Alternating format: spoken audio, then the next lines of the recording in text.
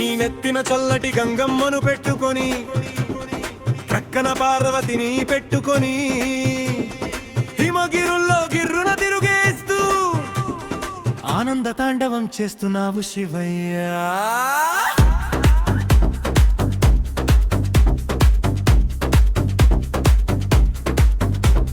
మరొక పక్క నానెత్తిన సమస్యల కుంపటి నీ మోపి నవ్వుల ముసుగులో భరించమంటావా శివయ్యా.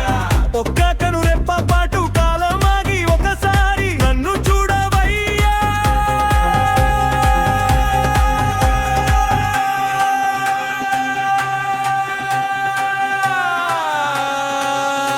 శివయ్యా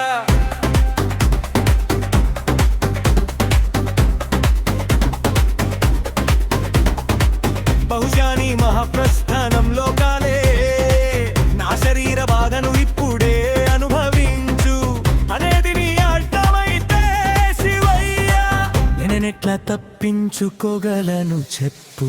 నీ మాట